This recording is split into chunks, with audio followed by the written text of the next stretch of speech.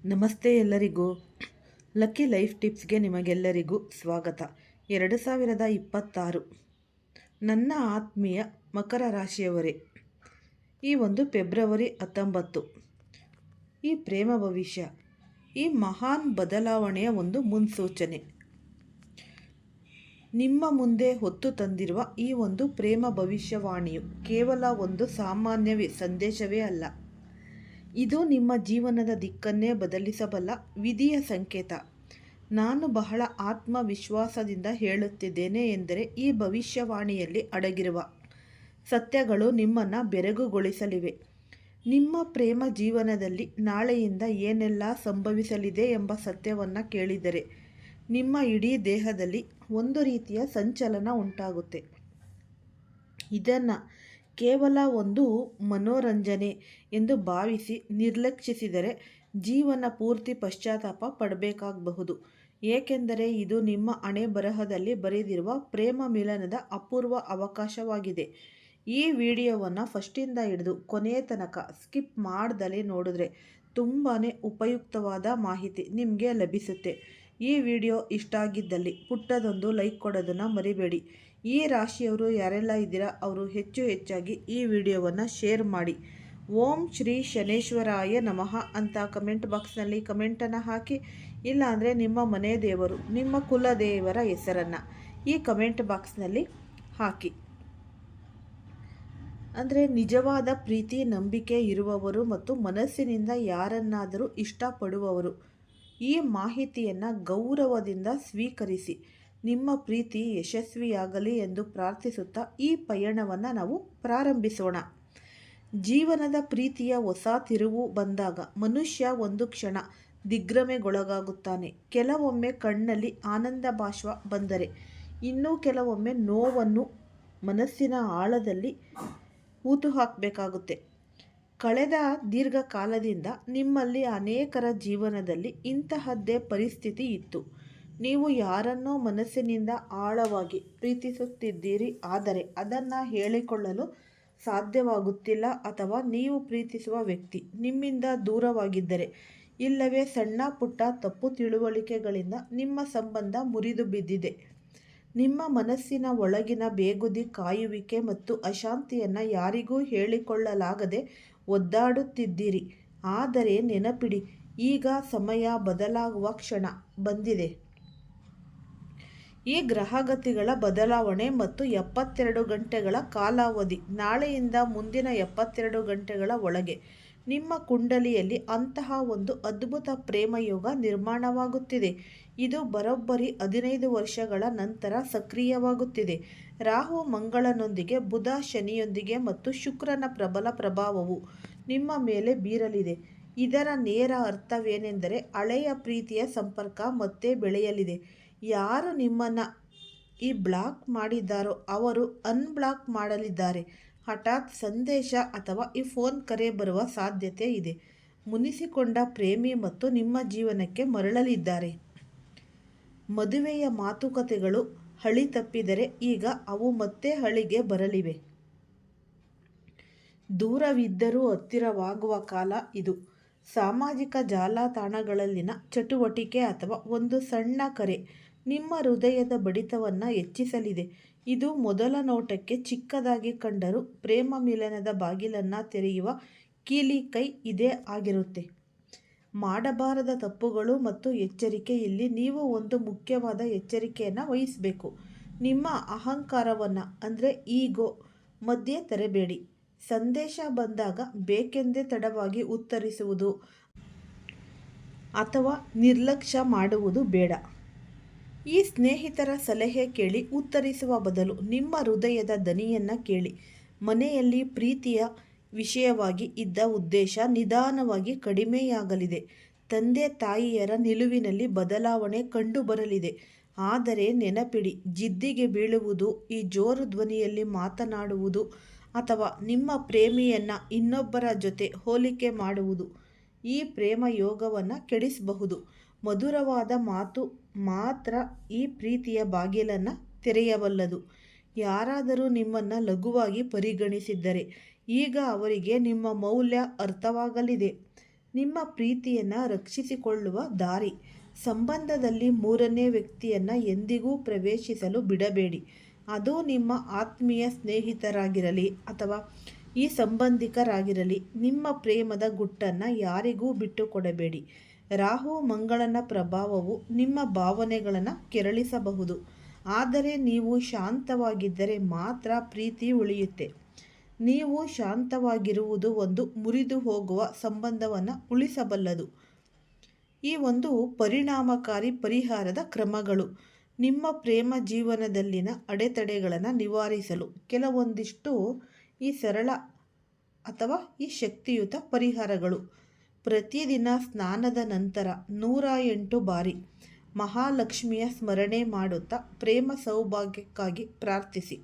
ಒಂದು ಕೆಂಪು ಗುಲಾಬಿ ಹೂವನ್ನು ತೆಗೆದುಕೊಂಡು ನಿಮ್ಮ ಪ್ರೇಮಿಯ ಹೆಸರನ್ನು ಮನಸ್ಸಿನಲ್ಲಿ ಹೇಳುತ್ತಾ ದೇವರ ಮುಂದೆ ಇಡಿ.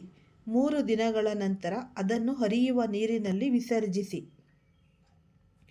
ಹಸಿರು ಏಲಕ್ಕಿಯನ್ನು ಪೂಜೆಯಲ್ಲಿಟ್ಟು ಮಂತ್ರ ಪಠಿಸಿ ನಂತರ ಅದನ್ನು ಸಿಹಿಯಲ್ಲಿ ಬೆರೆಸಿ ಸೇವಿಸುವುದರಿಂದ ನಿಮ್ಮ ವಾಣಿಯಲ್ಲಿ ಮಾಧುರ್ಯ ಹೆಚ್ಚುತ್ತೆ.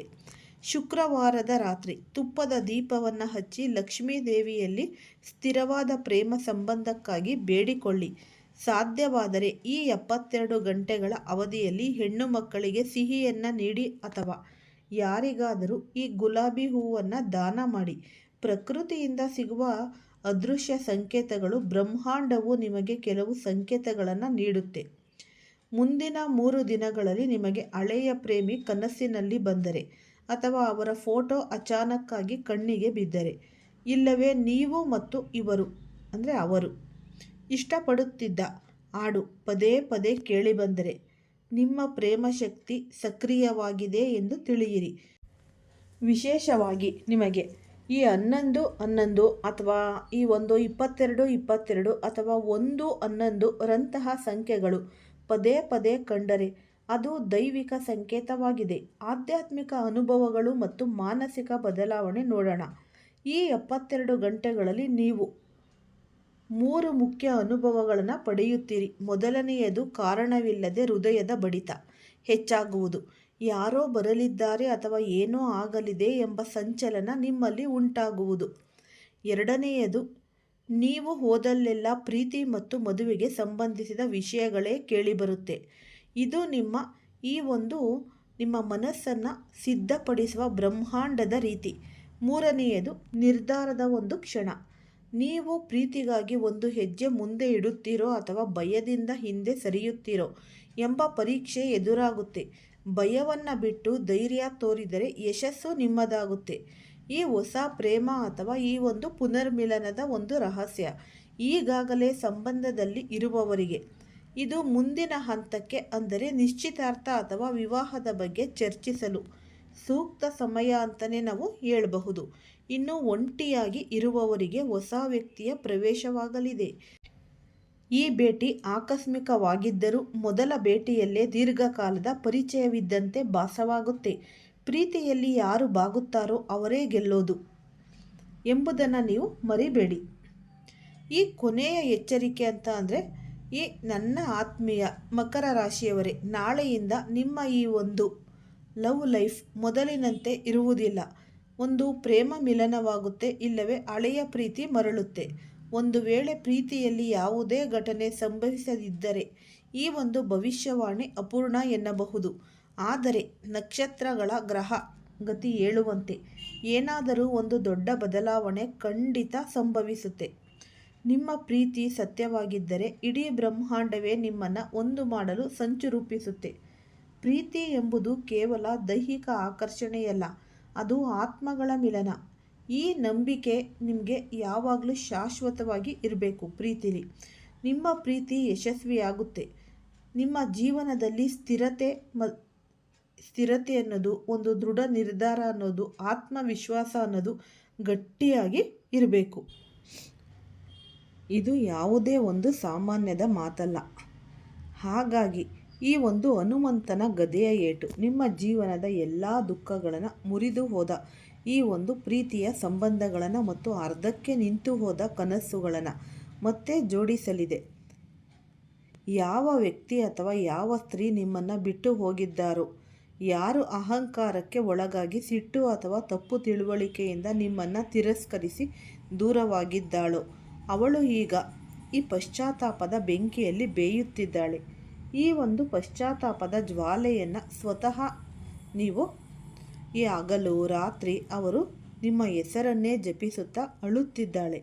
ನಿಮ್ಮ ನೆನಪಿನಲ್ಲಿ ಕಣ್ಣೀರು ಸುರಿಸುತ್ತಿದ್ದಾಳೆ ಅಂತಲೇ ಅನ್ನಬಹುದು. ತನ್ನ ತಪ್ಪಿನ ಅರಿವಾಗಿ ಅವಳು ಒಳಗೊಳಗೆ ಮರುಗುತ್ತಿದ್ದಾಳೆ.